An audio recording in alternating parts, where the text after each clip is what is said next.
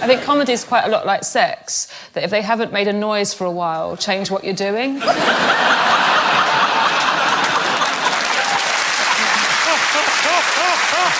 Stop being rudo with Trudeau! The thing is, though, I kind of only like Trudeau because his name sounds like when someone from Croydon is trying to convince you that they're not lying.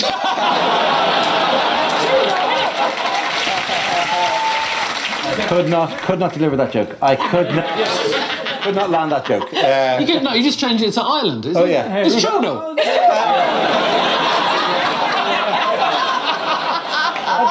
That'd be true enough, though, no? Giles, does he know you at this point? No. He knew me through the family, through mother, and then my mum. He knew me through mother. Jack, you're succeeding in making David look positively working class. I barely need to be here this week. Could it not do a backstroke?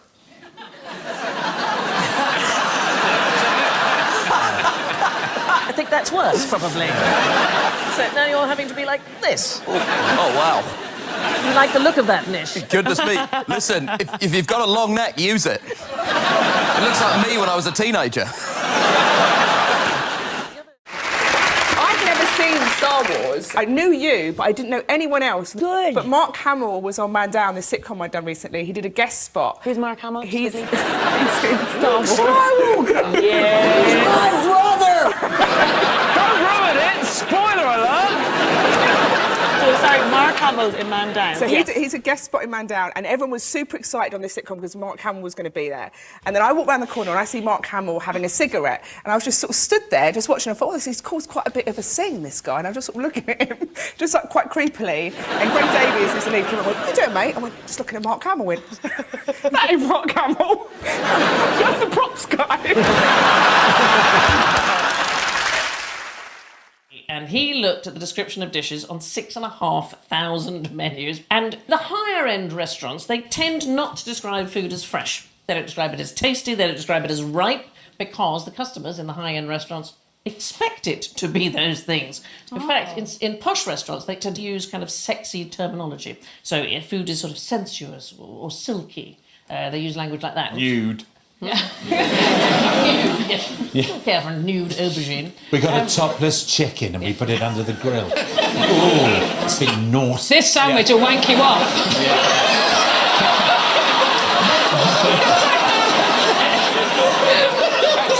That's too sexy. We've all thought it.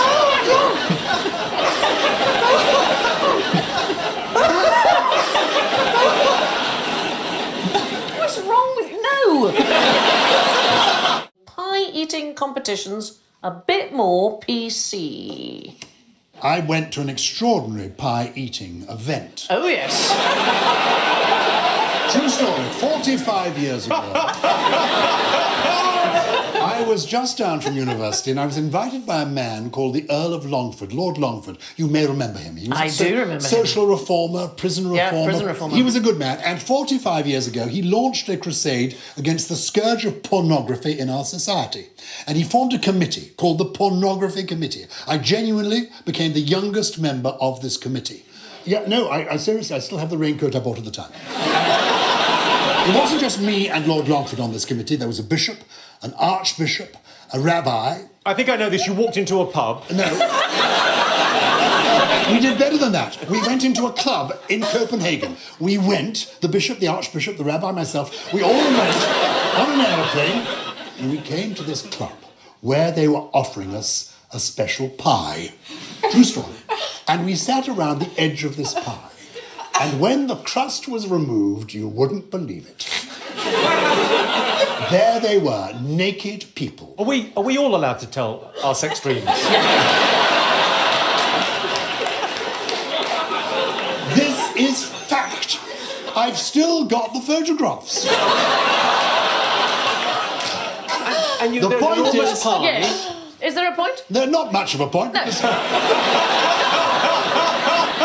What we can expect from the weather, it's a prototype, so I have to help it a little bit.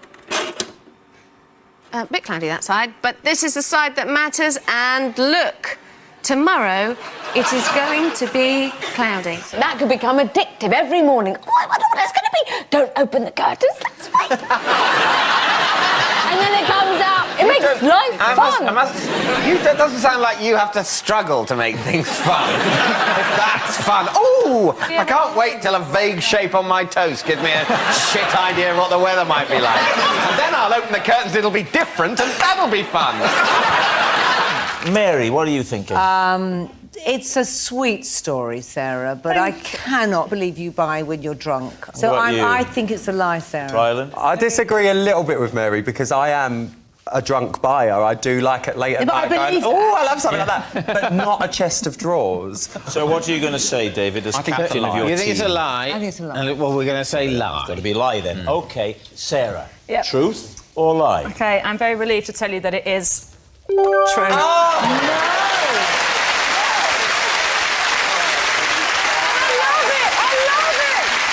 Yes, it's true. Sarah did buy a tiny chest of drawers by mistake. Paul, you're next. 35 quid. Sorry, just 35 quid per one of them. I would rather, when drunk, give up 35 quid for that than panic and give my wallet over to a drunk Is bot. This looks like you've spun the world's worst fruit machine.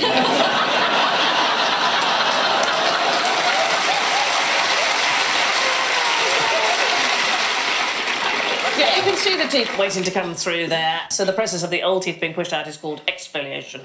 We moved house recently, and behind the U-bend under the sink, we found this tobacco tin full of children's teeth. Oh my God! Yeah. And Is that where the tooth fairy puts them?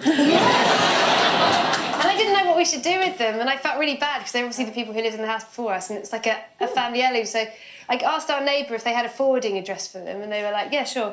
And I sent it to them, and I felt really good about myself. And then I was talking to my other neighbour, and she said, that's so weird, because they didn't have children. So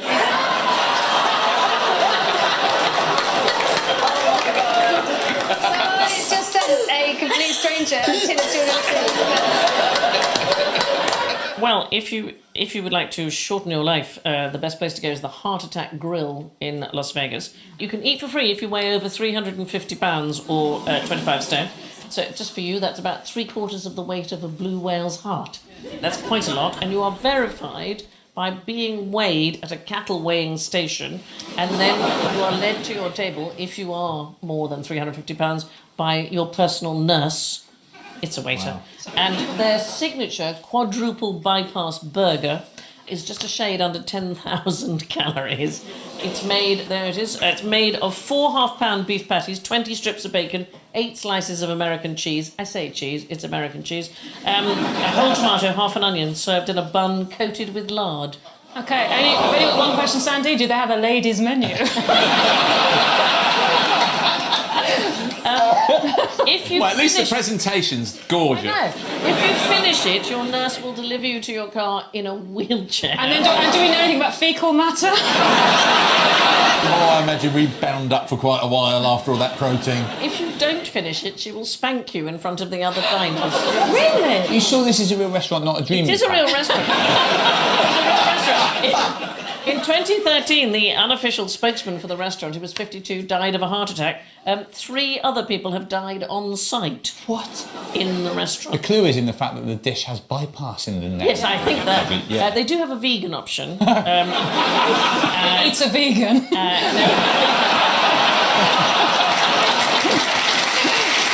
That's how they get their roughage. Yeah. There must be some vitamins in a vegan. The only vegan option on the menu is cigarettes.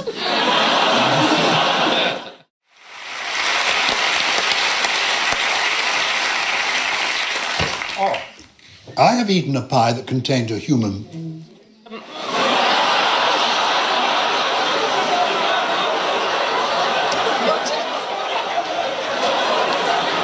Was it in Copenhagen 45 years ago?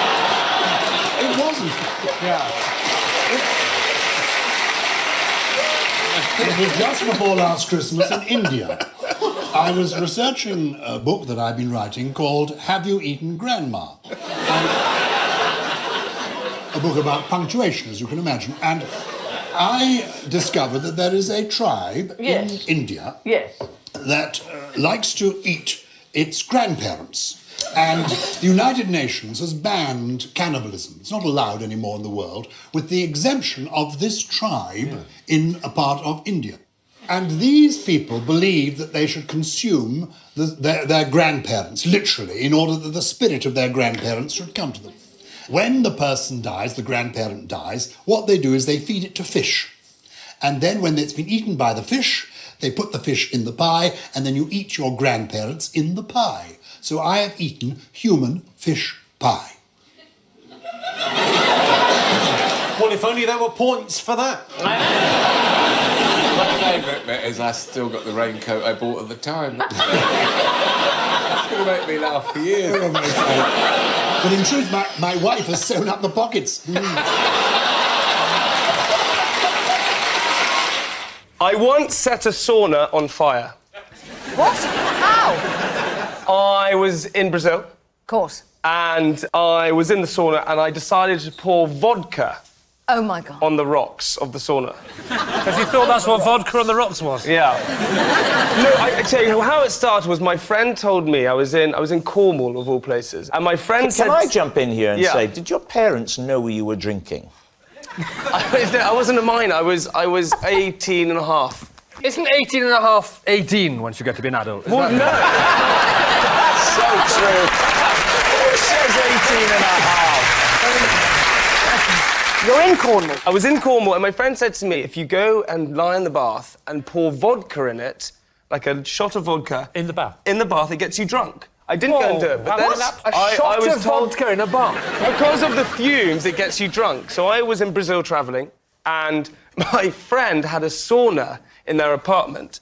So I was left alone, and so I've heard about these Brazilian slums.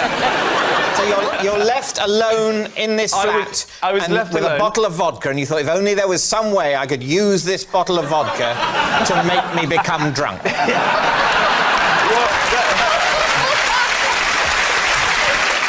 Where were you in Brazil? I was in Rio. Ah, that is in Brazil. Yep, tick.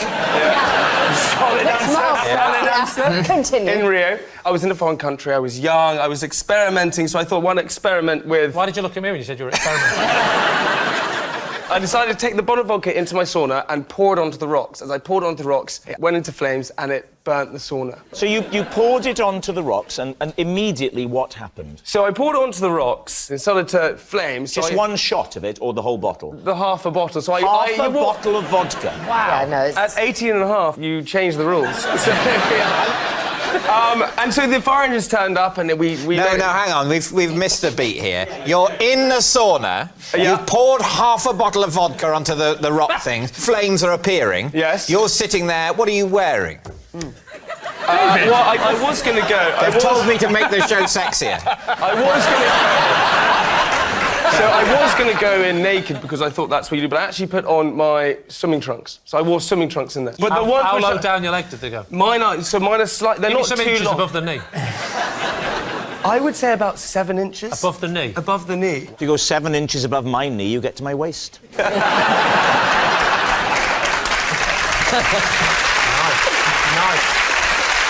So you're sitting in there, in your trunks on the slats, and the flames have started. What do you do? I thought the best option was to pick them up and throw them... The rocks? Yeah, because I thought that... Yeah. That must be boiling Oh, my up. God. That's what I found out, obviously. You found out? You must have suspected they were hot, because you knew they were producing the heat, surely. But you were in that panic. No, not even in the panic do I go, Bear in mind, he was 18 and a half. So I try and pick up the rocks to throw them out the door and realise they were... Out of the door? Yeah, well, because there's a... What else is there? Because you really wanted at this point to spread the fire through the rest of the apartment. What's on the other side of the door? The hall, the living room? What? A lovely balcony. I know you can... So you want to throw them on the passers-by outside? Nothing says Rio like a falling, flaming vodka rock. My thought process was to pick up the rocks, throw them out the door, and it would have been fine. However, they picked up the rocks, they were too hot, so they fell on the ground, and the fire went. And I How thought... can you not know that the rocks are... Are you so posh? I told Are you so posh you don't understand the concept of coal? Have you ever cooked something and you've gone, oh, this one, you open up the oven and gone to take it out with your hands? No. OK. So, David, what is your team thinking about this? Claudia? I think it's true. Apartment, balcony, he's waiting for everyone to go, trunks on, vodka there. Finally, everything comes into place. There we go. Yeah. Finally, a chance to put my trunks on. Everyone's out. What do you think? I'm on your side. Doesn't matter. It's interesting to know. So what are you going to say, then? I think we'll say true. OK. Jamie, were you telling the truth or was it a lie?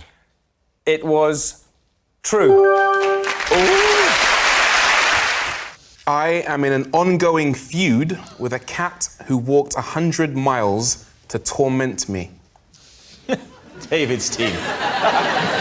Whose is the cat? It doesn't belong to anyone. It's feral. The cat is essentially a criminal in my eyes.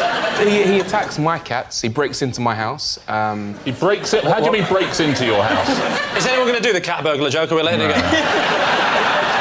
I don't mind. I'll hand it over if anyone wants it. When you say breaks into your house, do you mean he just walks in? Get rid of the first bit. Yeah, how does it get in? First of all, he just walked in through the cat flap because I have my own cat. Right, that's not breaking in. That is, you cannot blame a cat for walking through a cat flap. I now have a more advanced cat flap, which doesn't quite stop him 100% of the time. What is the new cat flaps technique? Is it a chip cat flap? Yes. So you've chipped your two cats with a chip cat flap, but the feral cat sometimes Are you hacks Dr. in. Zeus? What he does is the batteries in the cat flap only last 6 weeks. So he systematically tests the cat flap to see when the batteries have been exhausted, and then when they run out, it releases completely, and then he can gain access. Does he sit on the outside looking at other cats going, I can wait? So what does the cat do once it gains access? He beats up my cats, he eats their food, and then he sleeps in their bed. No. So is it like a sort of violent Goldilocks?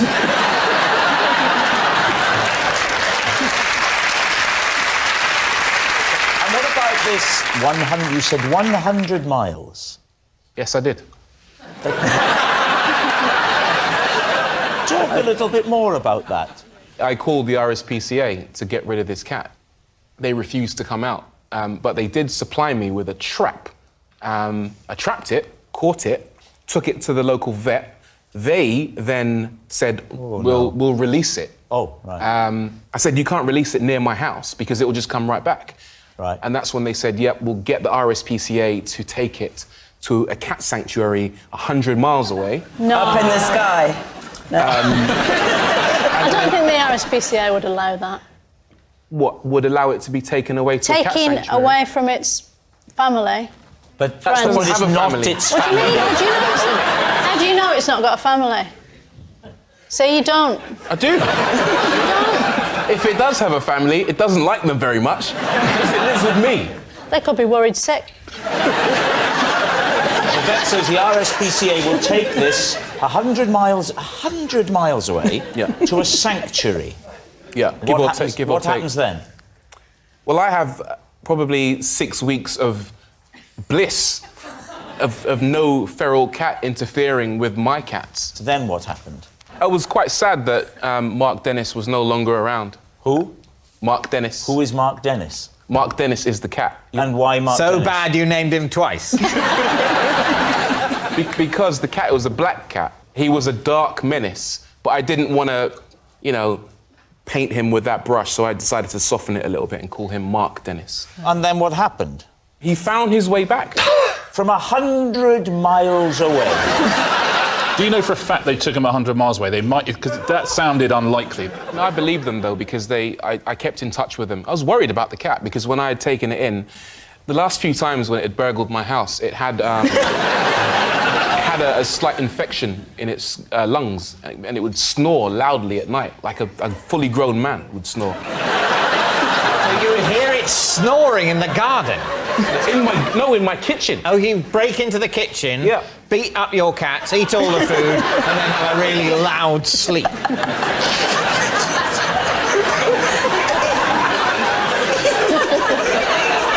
When you put it like that, it sounds ridiculous.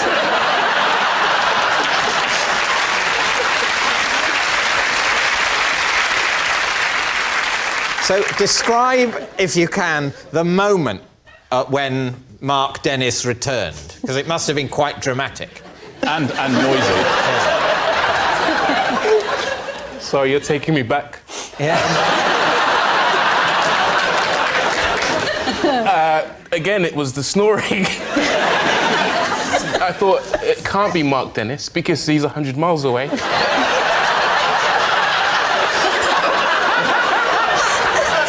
I went down, and then he did the usual thing. He ran for the cat flap and ran into the garden. Diane, what are you thinking? Well, at first I didn't believe when he said the RSPCA drove it 100 miles. But then he's naming it, and it's got a lung infection. Yeah. Yeah, the name is the... I mean, Name, it's a yeah. good Mark name to come up Dennis. with, Mark Dennis, Dark Menace. I think it's true. I think it's true. True. So you're going to say true? So we're going to say true. OK. Rory, was it true or was it a lie? Well, it was very true. Yes. I once accidentally bought a horse. Sorry? You bought a what? A horse. A horse. Sorry, I missed the S. You claim that you once accidentally bought a horse. Am I right? You're right. Right, fine. We're all clear. Under what circumstances? What did you think you were buying? I never thought I was buying anything. I thought I was renting.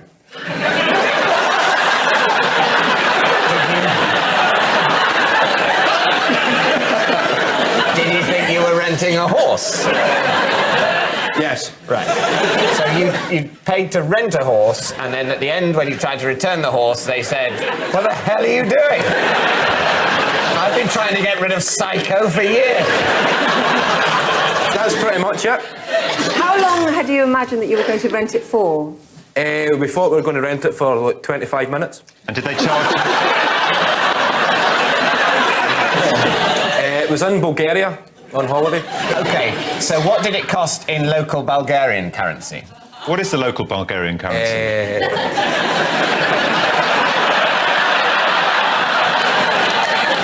It was 200 lev.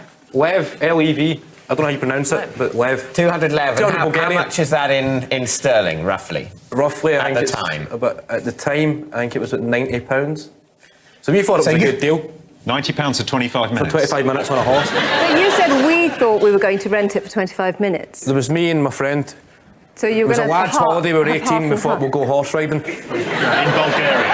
In Bulgaria. Did you question the odd sort of time slots they were going for? I've never been pony trekking, but I imagine they sort of rent you the horse for perhaps a couple of hours. Oh, or at least a solid half hour. You get 25 minutes and then the horse needs a break for 5 minutes and then somebody And then else you keep comes. the horse forever. Oh, I never knew that. What happened when you tried to take it back? The guy explained to us that the guy was gone. The guy...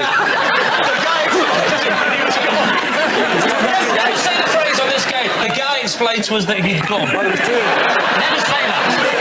There was two different guys. There was two guys. Go through me if you want to speak to my client. There was guy A. Guy A. That's a Bulgarian name. Very well known. The most famous Bulgarian name. Guy Dimitri. I think that... No, a guy A. And guy B. Right? We thought we were going horse riding and we were heading towards the place where you actually hire the horse. Stables. The official... the stables. Right? I think he's making it up and I'm on his team. Bit of patience, Brian. Come on, right. We met a guy on the way who had a horse. And we thought he was doing that thing, in Asda, when you've got a shopping trolley and you're taking it back and somebody else needs a trolley and you say, "Do you want this one?" So we thought the guy was saying, no need to go all the way to the actual stable. I'm from the stable. Yeah. So just hire this horse. That's what the guy said? Yeah. So we thought, all right, there was a bit of a communication breakdown. There was a Bulgarian guy trying to speak English and two Scottish guys trying to speak English. So we thought the guy had gave us the horse to ride and come back in 25 Were you minutes. not surprised? I mean, I've never been on holiday to Bulgaria, but I imagine that things would be a bit cheaper in Bulgaria than in Britain. Were you not surprised that it cost you the equivalent of £90 to hire a horse for 25 minutes? It was 25 minutes each, so there was two of us. Right. So we chipped in for a horse. For 25 minutes each. But still, even if you thought you were going to get 25 minutes each, that's a lot, isn't it? Oh, it's an hour. You need to give the horse a break, as I said. Let's forget about the 25 minutes. Just forget about the horse. Forget about the horse. That's absolutely, obviously bullshit. You take the horse back.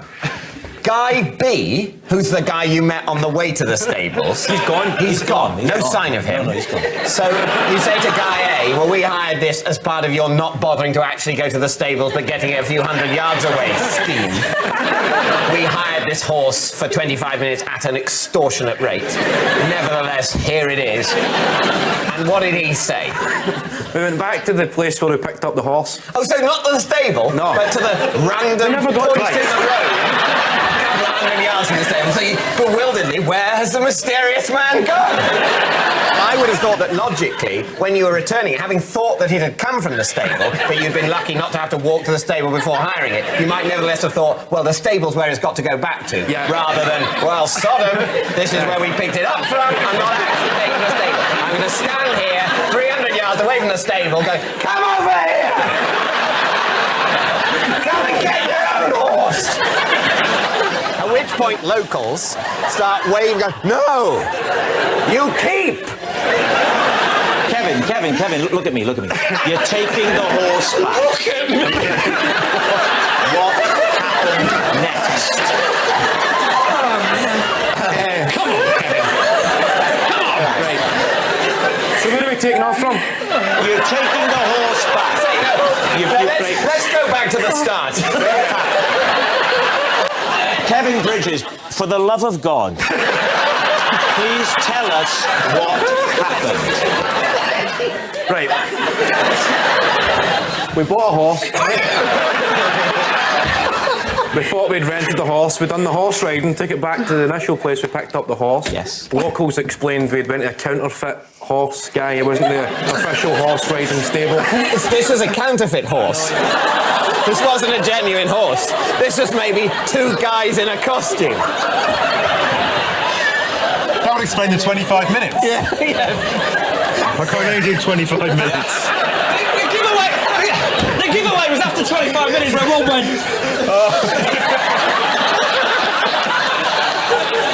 Right, let's crack on, lads.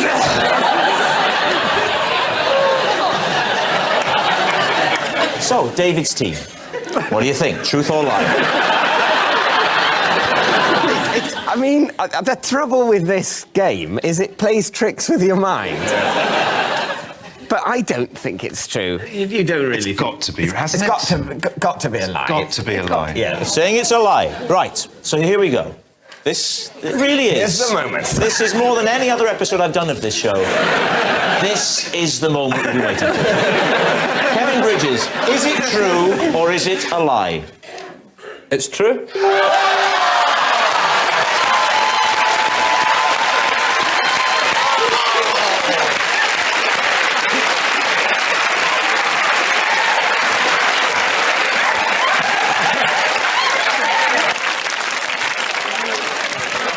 Unbelievable.